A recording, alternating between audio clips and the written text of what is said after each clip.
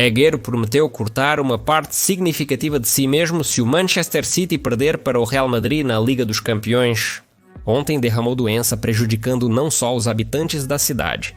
Temos que discutir também outras peças-chave do histórico jogo do Clube Real, que aconteceu ontem à noite na Liga dos Campeões.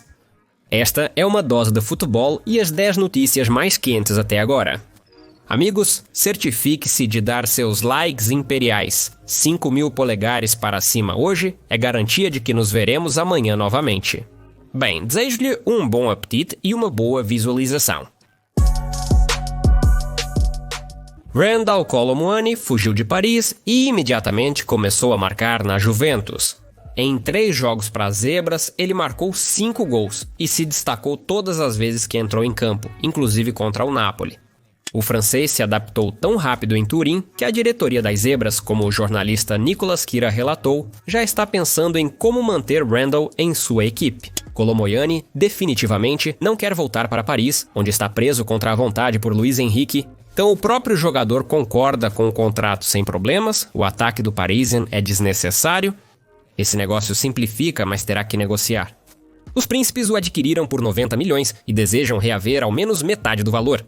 O mais engraçado de toda essa história é que Kolo Muani está longe de ser uma escolha chata para Thiago Motta. Motta espera que o atacante se solte e ajude os parceiros fora da penalidade. A participação de Kolo Muani Cassani no meio-campo e no seu próprio semicírculo é de 39%. Mesmo Dusan Vlahovic, que também não se encaixa em Motta. E isso mesmo que nos jogos com a participação de Kolo Muani, a velha senhora estava muito baixa. Aqui, claro, vale ressaltar que Vlahovic ganhou experiência jogando em Motta e começou a dedicar mais tempo aos parceiros, afastando mais frequentemente os defensores, dando acesso ao espaço. Os chefes da Juve começaram a planejar antecipadamente a compra de Kolo Muani. Sim, apesar dos gols, Randal não se encaixa no estilo do time precisamente porque ele não se solta. Nos últimos jogos, o Juventus não conseguiu dominar a bola e criar jogadas como desejado. Randal ainda tem que se adaptar à tática de Motta, mas potencialmente ele ainda se encaixará melhor do que Vlahovic. Banalmente, porque ele é mais tecnicamente habilidoso. Continua o julgamento do caso escandaloso do beijo da jogadora de futebol Jennifer Hermoso e do ex-presidente da Federação Espanhola de Futebol, Luis Rubiales. Hermoso afirma que Rubiales a beijou à força, fazendo-a sofrer muito por causa disso. A parceira de equipe de Hermoso fez uma declaração no tribunal. A 2 vezes melhor do mundo, Putellas, do Barcelona, afirmou que Jennifer estava em choque e chorando após o incidente na Copa do Mundo. O irmão de Hermoso mantém o mesmo ponto de vista. No entanto, ficou claro que Rubiales aparentemente não cometeu nenhum ato violento. Afinal, antes de beijar Jennifer, ele perguntou a ela se o expert em leitura de lábios poderia fazer isso. David Morillo, chamado para depor em tribunal como testemunha de defesa, deu seu depoimento e afirmou que Rubiales pediu permissão. A resposta de Ormos não foi gravada, mas é improvável que Luis perguntaria se quisesse beijá-lo, independente da situação. Então o perito do lado da defesa testemunhou a favor de Rubiales. De qualquer forma, ainda acho que Luis está condenado. Vamos discutir outro escândalo do futebol feminino, desta vez da Inglaterra. A jogadora de futebol do Chelsea, Samantha Kerr, junto com sua colega do West Ham United, Christy Mewis, tentou quebrar a janela enquanto estava num táxi. O motorista acionou a polícia e levou as garotas para a delegacia, onde a agressora xingou o policial Lovell dizendo: "Vocês são estúpidos, malditos brancos." A advogada de defesa afirmou ser improvável que a frase tenha ofendido a polícia, e Kerr disse não ter pretendido insultar a cor da pele branca. Devido ao seu poder e privilégios, eles jamais entenderão o que passamos. No fim, Kerr foi absolvida. Eles não viram racismo em suas palavras, vocês simplesmente não entendem, porque isso é uma coisa totalmente diferente. Alexandre Schifferin declarou que a União das Federações Europeias de Futebol não realizará a final da Liga dos Campeões na Arábia Saudita ou em qualquer outro lugar. Afinal, a Liga dos Campeões é um torneio europeu e deve ser realizado na Europa. Mas a União das Federações Europeias de Futebol, ainda sob Schifferin, considerou realizar a final nos Estados Unidos da América. Segundo informações da publicação, e a Associação dos Clubes Europeus começaram negociações exclusivas com uma agência americana sobre os direitos comerciais globais para as competições de clubes masculinos na Europa, com um período de 27 a 33 anos. Antes disso, trabalhou por 30 anos com Essa é a empresa responsável por todos os principais elementos da LC, desde a bola de estrelas até o famoso hino. A Relevant Sports pertence ao bilionário e proprietário do Miami Dolphins, Stephen Ross. O americano há muito sonha em sediar a Eurocopa nos Estados Unidos da América. Segundo a fonte, Ross está prestes a fechar o negócio, não se tratando apenas de finais. No Time Marketing, é evidente que eles estão insatisfeitos. Sim, eles não podem mais fazer nada. Parece que uma era está se encerrando. Pelo que entendi, os direitos sobre o hino e a bola pertencem a Tim. Depois do acordo, ele perde seus atributos costumeiros. Os fãs, é claro, ficarão furiosos. Eles mudaram o hino recentemente, e isso causou um alvoroço. E se mudarem completamente todos os recursos da marca? De qualquer forma, o que os grandes chefes se importam com o que as pessoas comuns querem? O importante é que os americanos estão oferecendo muito dinheiro. Apenas chegou a oferta adequada e já está sendo reconsiderada. Não é a primeira vez. Lembro-me que na luta contra a Superliga, os principais argumentos eram as tradições seculares e os cálculos para clubes humildes, mas a Superliga também vai pagar a eles, assim como convidar pequenos clubes para o torneio. Eles pensaram em vários divisores por um momento, mas isso não é o ponto. Javier Tebas explicou como o novo formato da Liga dos Campeões afetou as pequenas equipes. A lacuna entre os clubes participantes e não participantes se tornará ainda maior. Os pagamentos dos direitos de televisão associados à Liga dos Campeões diminuíram. Nos Países Baixos, Bélgica, Itália, Alemanha e Inglaterra, os salários caíram cerca de 20% considerando a inflação. Aumentou seus lucros. Esta é a preocupação com os clubes. O Paris Saint-Germain acumulou tantos atacantes que agora pode permitir que você mantenha Kvichu Kvaratskhelia no banco nos jogos da Liga dos Campeões. Mas há tempo de jogo para todos. Luiz Henrique usa os atacantes não só em suas posições usuais, mas também como meias ou volantes. Nesse sentido, do ponto de vista da inteligência futebolística, ele não tem os jogadores mais top em sua maioria. Kvichu tem uma ótima experiência e entende o jogo. Quanto a Bradley Barkley e Lady Zerdu, eles são agudos, rápidos, produtivos, técnicos à beira do fantástico, especialmente Du. Mas às vezes ele não consegue entender como se revelar, para onde correr e para onde passar no futebol Henrique, que Luiz é completamente indomável. E provavelmente por isso ele pediu para comprar Ruichu Barkley, sentiu a competição e imediatamente ganhou vantagem. Mas ainda é só uma questão de tempo até que a ala esquerda venha a perder o controle. Barkley tem uma chance de mudar a dinâmica do clube. O Barcelona planeja reforçar o lado esquerdo do ataque e oferece ao Passage a opção de empréstimo de Barkley com direito de compra, segundo informações. Os catalães precisamente precisam de uma alternativa não tão cara para Rafinha, e acertar com Barkley será mais fácil do que com Marcus Rashford, especialmente se o inglês decidir jogar pelo Aston Villa. Eu nem estou falando sobre Nick Williams, e se Barça quer tanto Bradley, então Passage tem motivos para procurar um novo winger. A edição com referência ao jornalista autoritário Sacha Tavaleri escreve que os príncipes voltaram à ideia de transferir Vinícius e os representantes de Vini já realizaram negociações informais com os parisienses.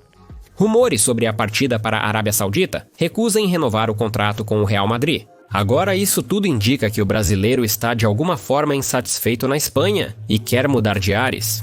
O passageiro pagará mais do que o real, mas ao mesmo tempo terá a oportunidade de jogar na Europa, ganhar status e lutar pela bola de ouro. Isto é uma opção intermediária entre a Arábia Saudita e Madrid. Não me surpreenderia se Leão escolhesse justamente essa opção. Jude Bellingham admira Zinedine Zidane e não é à toa que o inglês às vezes lembra muito o Zizou. Especialmente quando pode dedicar mais tempo aos ataques da equipe, o que não é tão frequente, pois alguém precisa trabalhar. Zamba, Vinicius, Valverde, uma máquina, mas não tanto.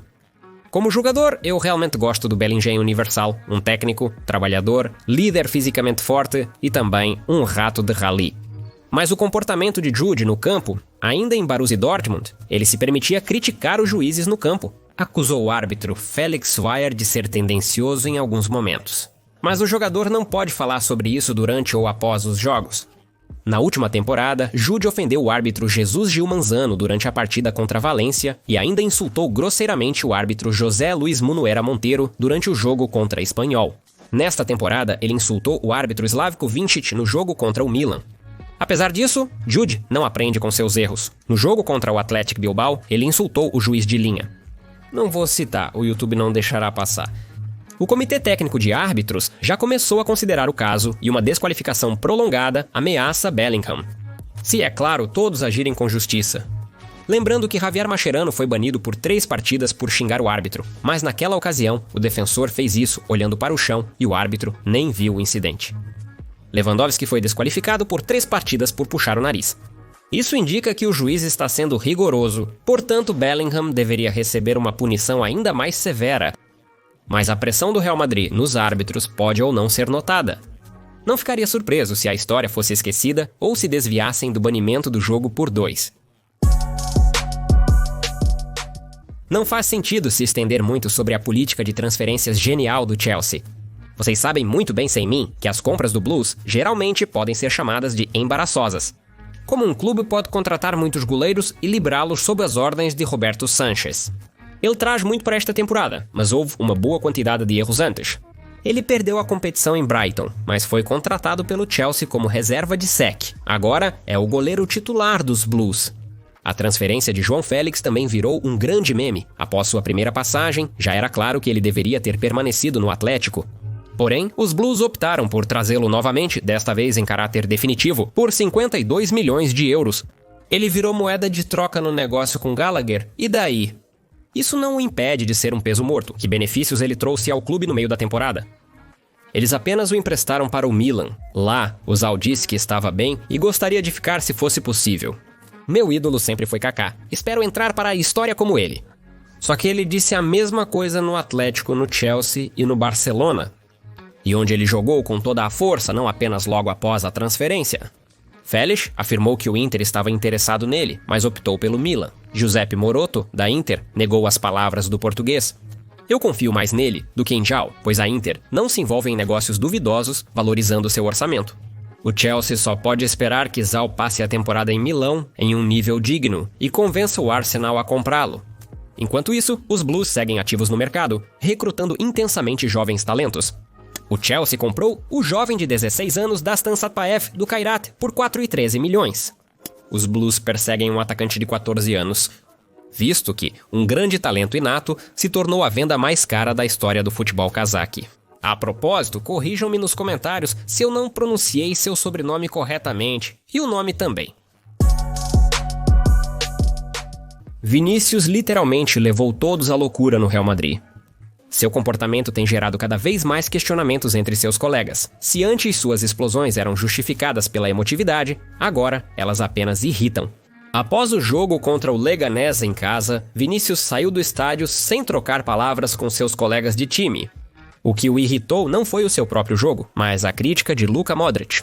O capitão criticou veementemente a preguiça do brasileiro em campo, o que o afetou mais do que qualquer bola perdida. Carlo Ancelotti, por sua vez, não gostou que Vinícius novamente prestou mais atenção nas discussões com os árbitros do que no jogo. Aparentemente, já lhe explicaram mais de uma vez no time que suas constantes disputas com os árbitros só prejudicam a equipe.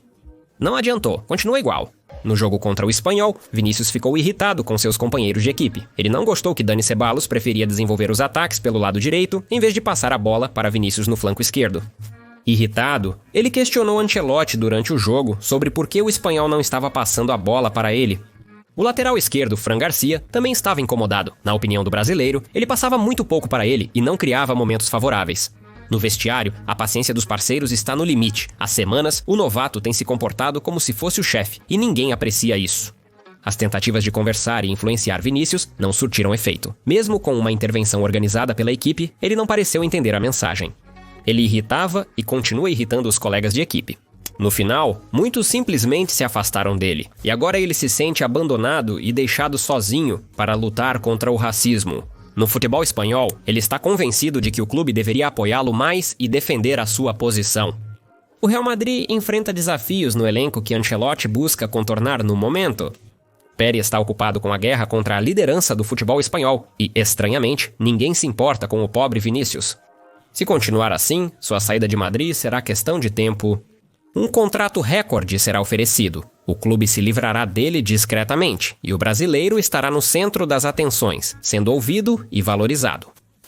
A Arábia Saudita já guarda um lugar para ele há muito tempo. Roberta Lewandowski foi muito criticada na última temporada, Bem, ele consegue fazer isso com facilidade, apesar de marcar significativamente mais gols. O futebol flick se adapta a Roberta, mas o polonês mais velho muitas vezes não consegue lidar. Primeiramente, ele nem sempre lida bem com a pressão, e além disso, seu desempenho é insatisfatório. Ao longo da metade da temporada, ele cometeu uma quantidade assustadora de erros flagrantes em posições 100% seguras. Não, eu entendo, claro, que ele está cansado de trabalhar sob pressão e é realmente difícil marcar com falta de fôlego, mas ele tem uma quantidade doentia de tais chances, especialmente para um jogador do seu nível. Em Barcelona, já pensam que Robert está esgotado e que é hora de substituí-lo. De acordo com as informações, Barcelona está considerando Alexander Isak como substituto. Isak simpatiza com o Barcelona e está aberto para a transferência. Ele percebe que está amadurecido para o avanço. Sorok não tem problemas financeiros que o obriguem a vender o jogador, mas o Barcelona está em uma situação muito ruim. Por isso, existe uma variante mais econômica, na figura de Jonathan David de Lille.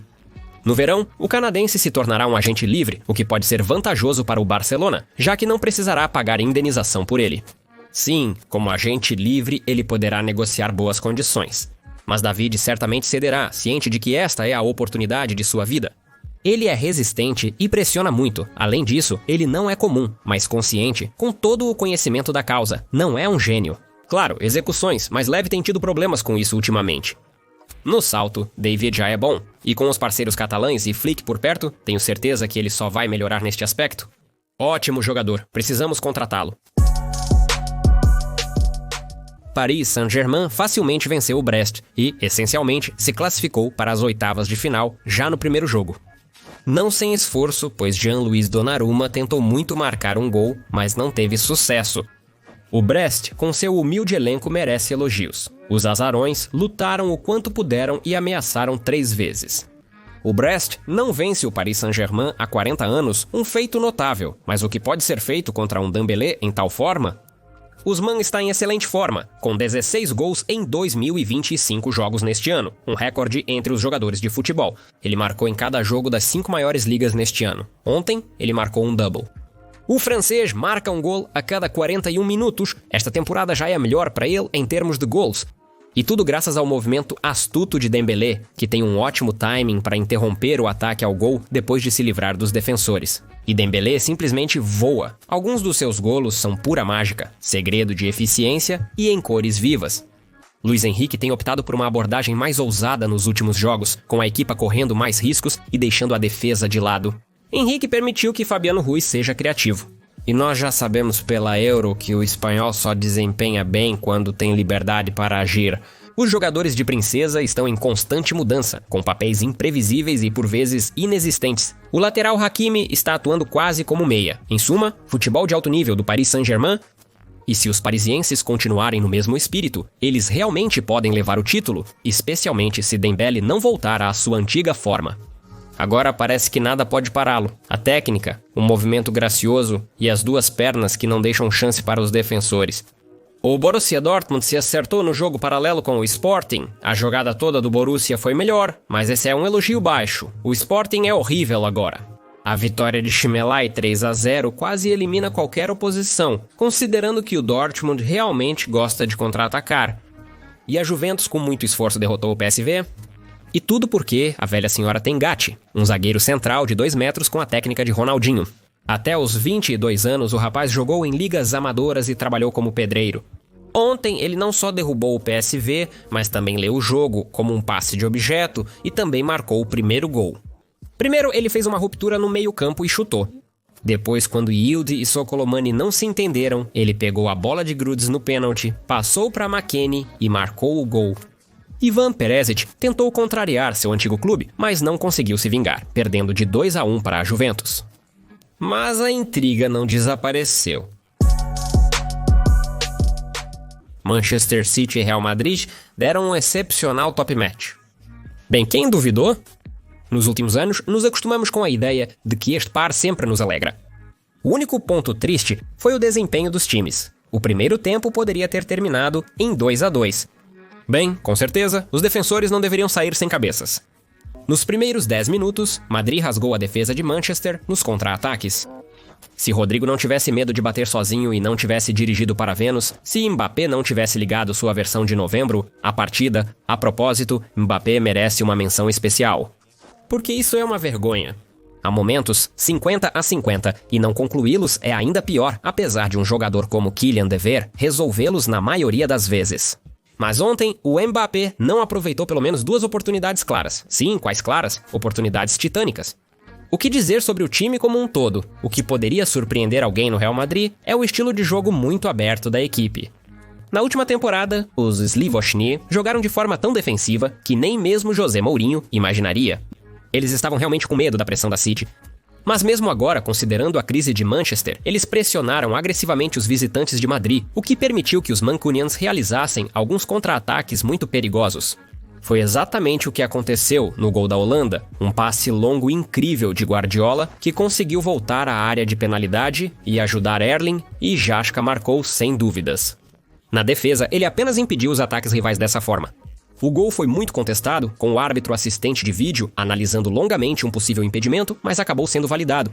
O árbitro assistente de vídeo admitiu um microimpedimento e que os árbitros erraram. Escândalo. Já estamos aguardando o anúncio da Real TV. Embora o Real provavelmente não esteja satisfeito com o resultado, o City sofreu na defesa durante toda a partida. Com a bola, estava tudo bem, mas sem ela, quando precisava recuar e não fazer pressão, o jogo era simplesmente terrível. O Real foi superior, mas sendo de outra categoria, precisava fazer gols. No entanto, não jogaram como se esperava. Mbappé marcou um gol, e honestamente, após um ataque desses, a bola poderia ter ido para qualquer lugar. O sorriso de Vini e Mbappé após o gol diz muito. O Real Madrid teve sorte, a bola voou para a rede. Logo depois, o Manchester City voltou à frente, mas afrouxou no final, permitindo que Snuva trabalhasse milagres na Liga dos Campeões. Madrid venceu de novo, marcando 2 gols após os 85 minutos, já dá para se acostumar com isso. Mas ainda estou chocado com o jogo horrível do Manchester City, pobre Agüero. Antes do jogo, ele prometeu cortá-los se o City perdesse. A questão é se eles são grandes o suficiente para o argentino cumprir sua promessa. E hoje é tudo. Obrigado pela visualização e pela inscrição no canal. Meu nome é KirillCast e esta foi a sua dose diária de futebol. Paz para sua casa e João amigos.